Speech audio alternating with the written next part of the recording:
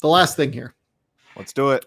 James, I want to help you. I want to help you come to terms with Jaden Ivey being good at basketball. So explain to people what James, obviously does draft coverage for the Pistons for our site, and James is really good at this. Like I like reading James's draft work because he has a very good understanding of where the Pistons are and what they need and what they're doing. So explain your take on Jaden Ivey, because I don't think that like it's not uninteresting for sure. Right. Like I think it is. Like I've talked to scouts who have similar perspectives on Jaden Ivey. Mm-hmm. First of all, I always like to lead with love. So I love Jaden Ivey's competitiveness, his explosiveness. I think, and as somebody that watches a lot of Big Ten basketball, I think he was in a situation at Purdue that is not conducive to seeing the best of a potential NBA guard. For the way that they play is just so Big Ten basketball. It's tough to watch. Yeah. I would do, and again, this could play, what I just said could play into my process of why I'm not necessarily sold on him. I do genuinely question the decision making.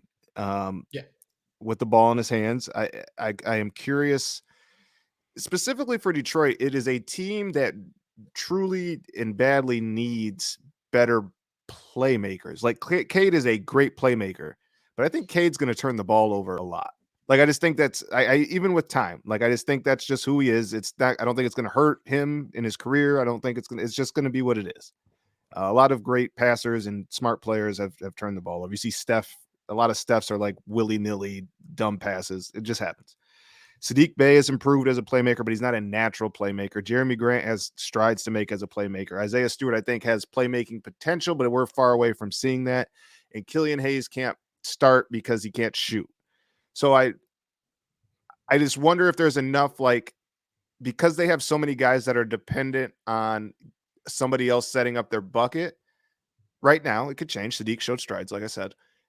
I just that scares me a little bit, and then I also don't know if I believe in the shooting, and so I lean toward more. And I really like Keegan Murray. We talk a lot about Keegan Murray when we do talk, but I think Ivy, the idea of Ivy makes so much sense. I just am worried that the idea of him will never be reality, and we won't know that until we know. Right. So all of what you said is not wrong on Jaden Ivey, right? I have just as many decision-making questions as you. Mm-hmm. My decision-making questions aren't really toward turnovers. I don't really think he turns the ball over that much. I think that it's more toward making high-level passing reads. Yeah, like making the right read. Yes. See that. I agree. The thing that I think has gone a little bit underrated about, or like, under discussed about Jaden Ivey. He has no in-between game right now. That's a great point. Yep. His mid-range game is non-existent. Like he can't really get buckets, from anywhere from 5 to 20 feet from the rim. Mm-hmm. And it's in large part because his shot is a set shot. It's not really a like, okay, I'm just going to rise up and elevate over you. When he tries to do his explosiveness when he steps into the pull-ups. When you see, it's more of a balance issue for me. Like you see his legs fly everywhere. There. Like you'll see like watch it. If you watch his pull-ups from the mid-range area, and he took, I think, like 40 of them this year. Mm-hmm. His legs just like, you never know where his legs are going to land. There's no real consistency there. Okay. And like, maybe it's fixable. Maybe it's not. I don't know. The thing that I really like about Jaden, and I like him a lot, and I actually like him more than I like some of the other top 4 guys for Detroit particularly, is if Detroit needs athletes. Like they just need dudes that can get up and go because their core right now is not filled with like crazy athletes, or at least their young core. Like Jeremy Grant is a great athlete. Jeremy Grant is, on 1 year left on this contract. I don't know how much 100%. You can consider him moving forward. Yep. the thing with Jaden is that he's the best athlete in the class. He's one of the better athletes I've evaluated. Like, he's not quite in the John Morant, Anthony Edwards class. He is like just the step below that. Like Hamidou And Diallo level.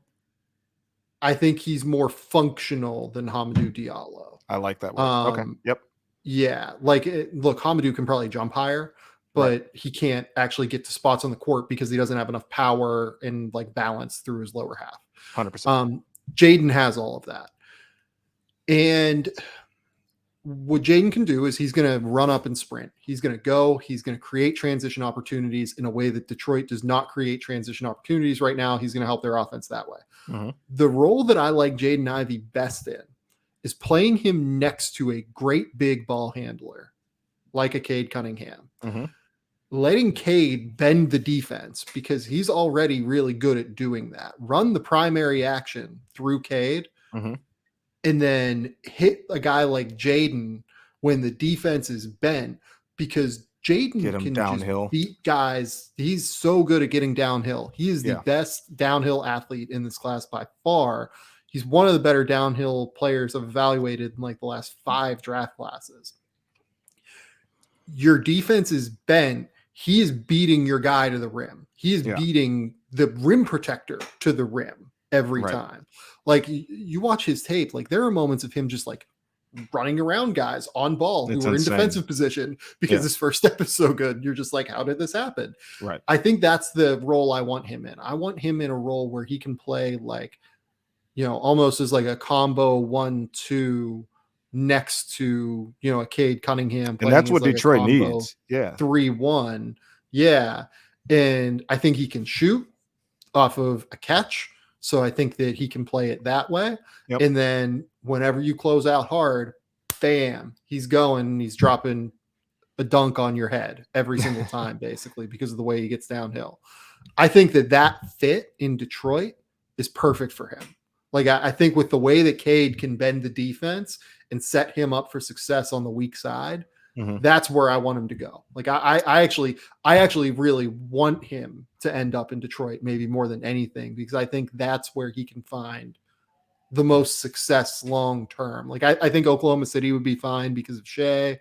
Right. I think that you look at some of the other bad teams. I don't really like the Houston fit. Like, I think that him and Jalen Green wouldn't quite work because I don't think there's enough passing and playmaking there. Indiana would be interesting. I don't know if Tyrese puts enough pressure on the defense necessarily to like truly bend defenders, but he could develop that into the future. But Detroit, I think, really sets him up to be able to just do what he's great at and go. And I think that we'd get the absolute best of Jaden Ivey if he ended up in Detroit.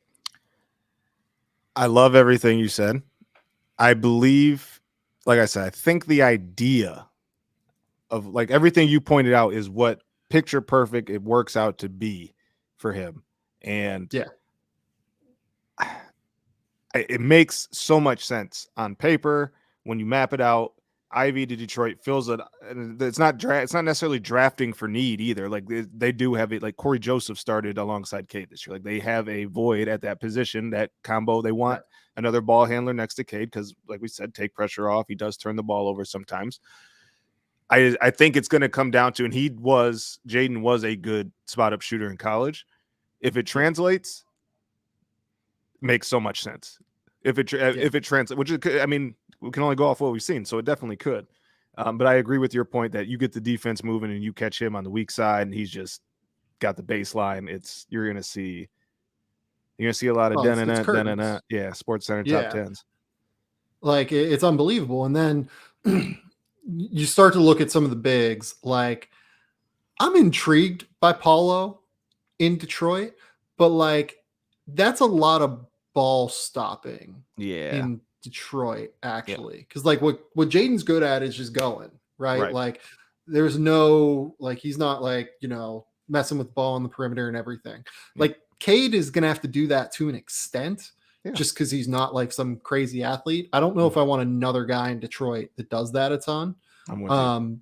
Impalo is like the king of surveying the scene and like stopping and Mhm. trying to figure it out. Like I'm intrigued by the idea of just like him and Cade's basketball genius next to one another, but Right. I'm not. I would have Jaden ahead of Paulo for Detroit, to be I'm honest. not mad at that. I'm of the big 3, when people talk about Chet, Jabari, and Paolo, Paolo's been 3rd for me, and, Yeah, um, I've almost flirted with Ivy and almost Murray to an extent, depending on what happens with Jeremy Grant over Paolo. yeah. I'm not a big Paolo guy. I get the draw to him. I get the draw. I get why everybody loves him. I like him. Uh, I just wonder, like, I could just see Paolo just being, and it's fine, just being good.